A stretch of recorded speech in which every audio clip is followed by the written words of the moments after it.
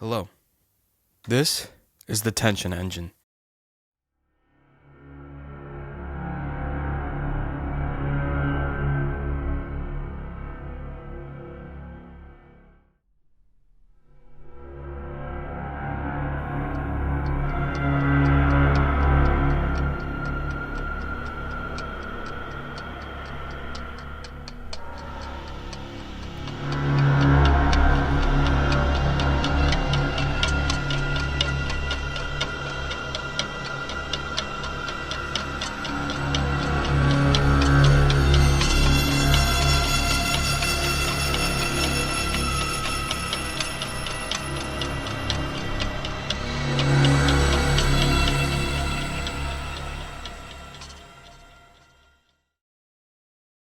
I've been working on this weird aleatoric instrument for the past week now, and I've just recently finished it.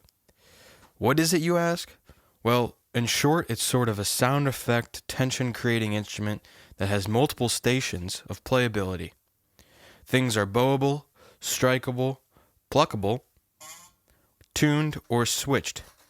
So the idea of creating this wacky instrument came from multiple sources, but was sparked by one desire. I'm currently scoring a horror short film called Burning Rope. It's an animated short about a composer who's being haunted. It's really cool. I'll link it below. But I wanted to expand my sound library in the tension and horror area. But instead of buying another horror sample library of VST, I decided to take matters in my own hands. And I first thought of doing some sampling with weird objects around my home, but I wasn't too sold on that. I did some more research on random horror music, famous horror composers, and I stumbled upon a guy named Mark Korven. Mark Korven is a Canadian horror film composer, notable for his scores on The Cube of 1997, The Witch of 2015, and most recently The Lighthouse of 2019. Anyways, he is the sole owner of something called the Apprehension engine. The Apprehension engine ended up being my main source of inspiration for the Tension engine. I see the Tension engine as a long-lost cousin of the Apprehension engine.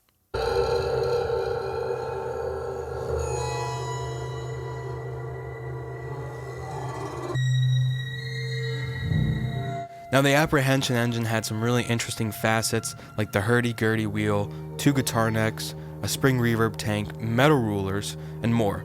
But I drew a lot of my inspiration from Korven's Apprehension engine. There are a few other things I took inspiration from. My Tension engine utilizes electronic aspects here in 2 vibration motors, and over here with some controls for some DC motors and the vibration motors. This was inspired by Swiss artist Zymoon. He's known for creating expansive audio and visual art installations, all focused around a simple task performed by a DC motor.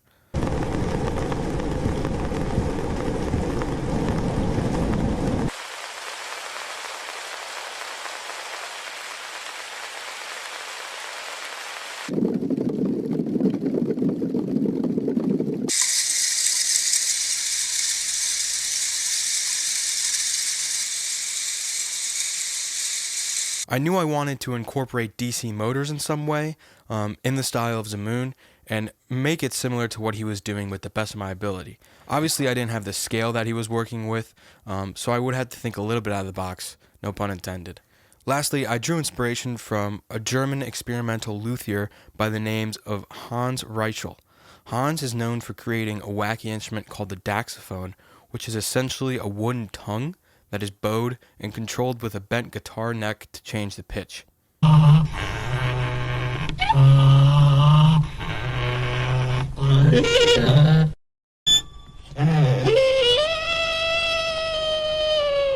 Developed in the 80s, this instrument has progressed as time passed into an abundance of variations with different style of tongues, different woods used, and different effects played with the daxophone.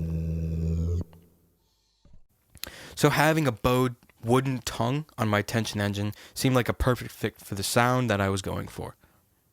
So after feeling inspired enough, and having multiple artists to steal things from, I began ordering parts. I knew I didn't want to build a box that was exactly like Mark Korven's. It seemed to be a little bit too much for me and a little bit out of my realm.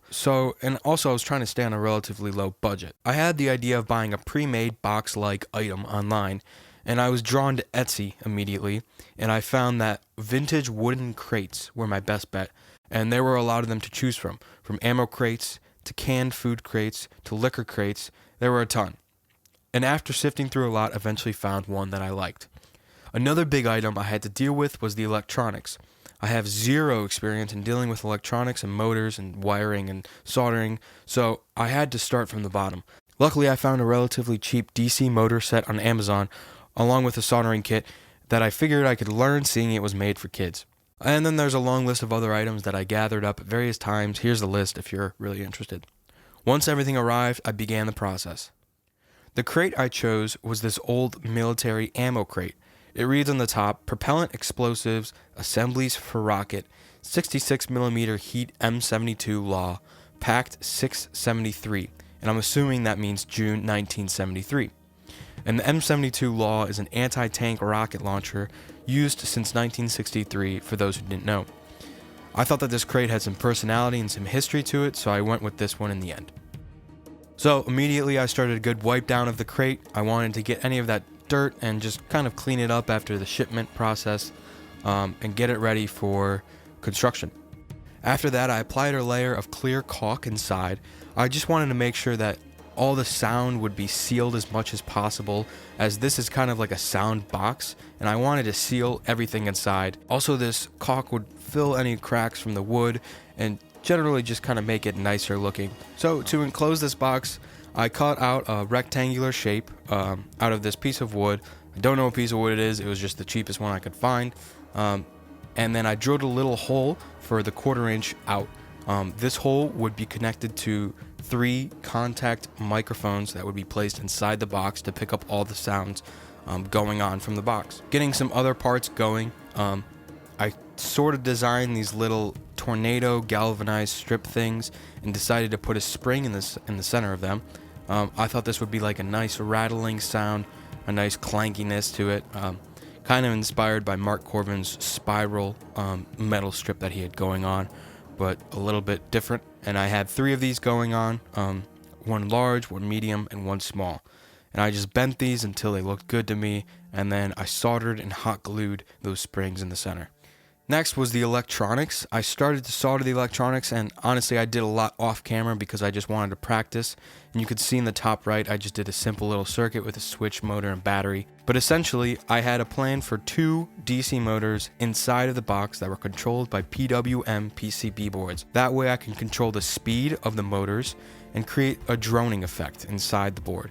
Next were these 2 DC vibration motors. These were another aspect of my Zamoon inspiration. I was going to attach pennies to the end of them, hanging from fishing wire, and then the vibration motor would turn the little rod, and thus shaking all the pennies against the wooden box. So this plan didn't really work out the way I wanted it to. The weight of the coins was just too much for the vibration motors to turn that metal rod, and it just didn't turn. That being said, I came up with a different solution that I'm just as satisfied with. So I knew I wanted something to house these electronics, and with all the batteries going on, I didn't want to expose the batteries on the back by the output jack. I wanted to conceal them a little bit more, so I thought of attaching a single box to the wooden box, and I thought, well, what could I use for this box to house all my electronics and batteries? And I went around my house, and I came upon an old iPhone case. And for those who have iPhones, you know how durable those cases are, those packaged cases that they come in.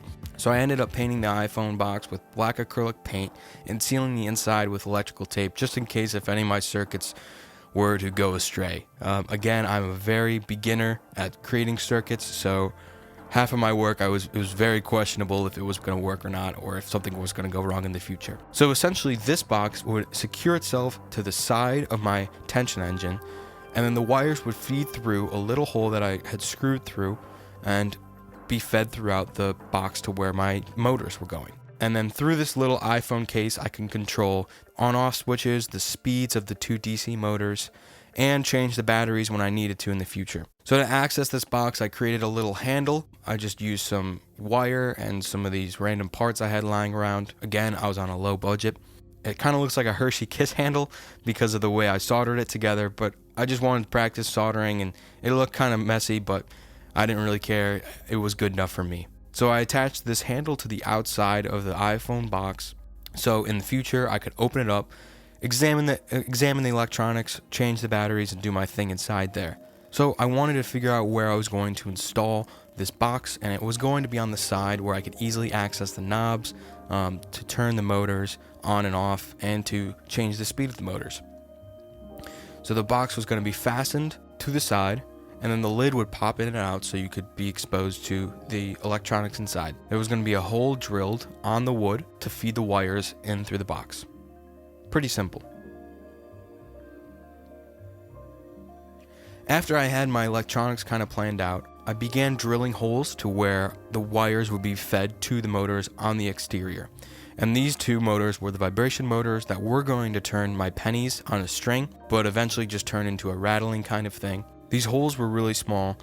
They only had to fit 2 wires in them, and I ended up covering them up with electrical tape in the end. After I had my holes drilled and my electrical box figured out, it was time to start adding things on top. So I first started with the metal rulers. These metal rulers were taken exactly from Mark Korven. Probably not the same rulers because these were $3 for a pack of 4.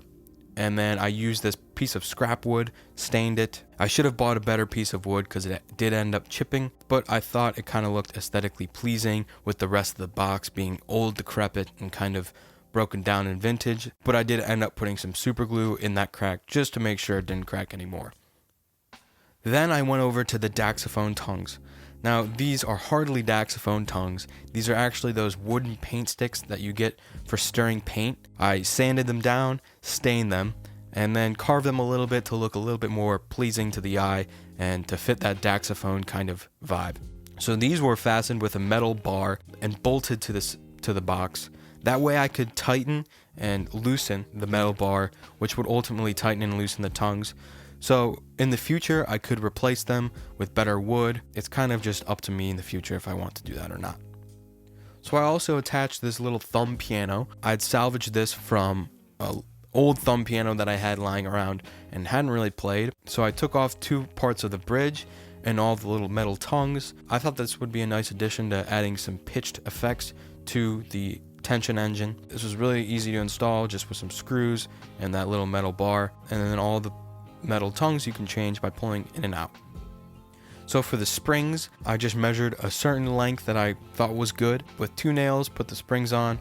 I only put 3 springs on for now, but I really like how these sound, especially after playing with this box for a little bit. So I might add some more of these springs, maybe on the front of the tension engine or on the sides of the tension engine. These add also a really nice resonance to the rest of the box. So if one thing vibrates, these springs will vibrate in turn. After I had installed a few things on the top, I was finishing up my electronics, making the wires longer because I wasn't sure how long I was going to need them to be. Then from there, I started to feed the wires through all the little holes that I had created so it could go through the motors and all come back to that little iPhone box that would control everything. So I had super glued those DC motors on with some stripping, and they looked really cool from the front. And then they had a little switch, on-off switch, that would turn them on and turn them off, and they worked well. So I attached all those coins to strings, and again, this just didn't work because the coins were way too heavy to even get the motors to turn. So I ended up going with this design instead, putting a spring connecting the two, and it created this nice rattle effect, which I thought worked well. Then I went on to other things for the box. I bought these metal pole signs for holding plastic signs in your yard. They were $1 a piece, and I thought that was a great deal. So I got 2 of them and put them on the ends as like metal bowable antennas, if you will. And these have turned out really well. I bow these all the time after playing with the box for a little bit. I also added a wooden pole and a brass metal rod. These were put in the back, and these were made for noise making. You could flick them, you could also bow them, you could slam them on top. So I only stapled the center of them. The wooden rod can be adjusted by pulling it in and out. So you can kind of change pitch in that way. You can change the way it vibrates. These were really 2 adjustable facets of the tension engine. One of the last things I did was attach these little tornado strips to the front. I had figured out where my bow was going to be about, and I didn't want my bow to get in the way of these. So the place I found that was going to be the best is where I ended up putting them. And these kind of are just like flickable. You can crush them, you can strike them, and they just create another rattling effect on top of the box. With finalizing the electronics, one of the last things I did was install the contact microphones. I had a 3 microphone system going on that ended up going into one TRS jack. With some fiddling around of where the microphone sounded best, I ended up going with one on the top, one on the bottom, and one on the left wall. The bottom microphone really picked up those DC motor drones. The left wall picked up the rulers the best, and the one on the top was underneath the empty space. So I left an empty space in my box for striking, for using my metal chain, for dropping things on it. It was kind of like a wild card spot on my box.